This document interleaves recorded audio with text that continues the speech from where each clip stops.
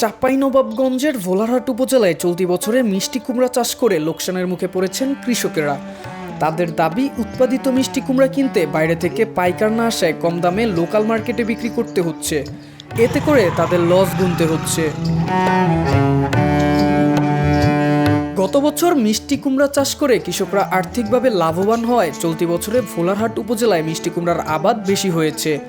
কৃষি অফিস সূত্রে জানা গেছে, চলতি বছরে ভোলারহাট উপজেলায় মিষ্টি কুমড়ার চাষ হয়েছে 1420 হেক্টর জমিতে।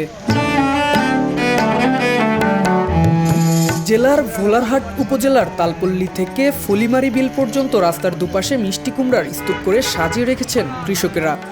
গত বছরে জমি থেকে মিষ্টি কুমড়া বিক্রি হয়ে গেলেও এবার ব্যাপারীরা আসছেন না। পাশাপাশি অতিরিক্ত বৃষ্টির কারণে অনেকটা ক্ষতিগ্রস্ত হয়েছেন কৃষকেরা। এদিকে স্থানীয় ব্যাপারীরা ক্রয় করে ঢাকা শহর সহ দেশের বিভিন্ন জায়গায় নিয়ে বিক্রি করে থাকে। গত বছর মিষ্টি কুমড়া 12 থেকে 1400 টাকা মন করে বিক্রি করতে পারলেও এখন 8 থেকে 900 করে বিক্রি করতে হচ্ছে। রংপুর, রাজশাহী আর আপনার গাজীপুর বিভিন্ন কাউন্টার পাঠাই আমরা। ফলন ভাই খুব হয়নি, মানে যে আমাদের বৃষ্টির কারণে সব সবজি মাছ মানে যে 50 মন হয়েছে, যে এখন আপনার 30 মন 20 মন এবার ফলন কম। আমাদের বর্তমান আবাদ মিষ্টি কুমড়ার কম আবাদ হয়েছে, বা বেশি কম যাই হোক না কেন ফলন কম। এখন 12 থেকে 15 মন এই বছরে ফলন হয়েছে। গত বছর বেশি ছিল, বেশি ফলন হয়েছিল 60 থেকে 74 মন। এবার বীজের কারণে কি আবহাওয়ার কারণে ফলনটা আমাদের কম হয়েছে। কি কারণে সব নষ্ট হয়ে গেছে। গতবার ফলন পাইছি বিঘাতে 100 মন বিঘা, এবার বিঘা প্রতি ফলন পাচ্ছি মাত্র 20 মন 25 মন বিঘে।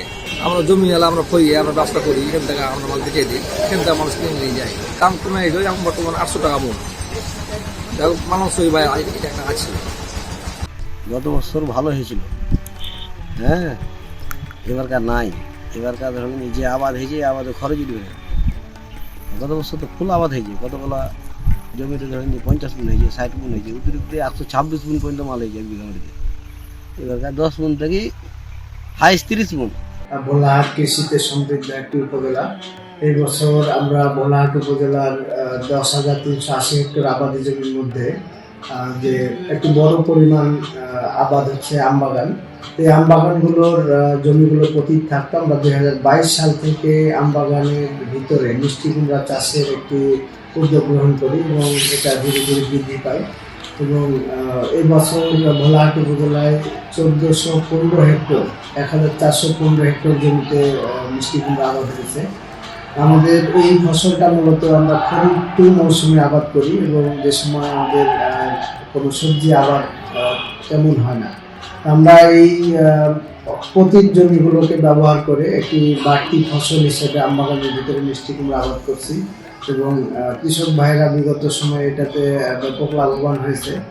বর্তমানে বাজারে মিষ্টি কুমড়ার দাম কম হওয়ায় স্থানীয় কৃষকরা ক্ষতির মুখে পড়তে হচ্ছে। তবে কৃষকদের ন্যায্য দাম নিশ্চিত করতে সরকারি উদ্যোগ প্রয়োজন বলে মনে করছেন সংশ্লিষ্টরা।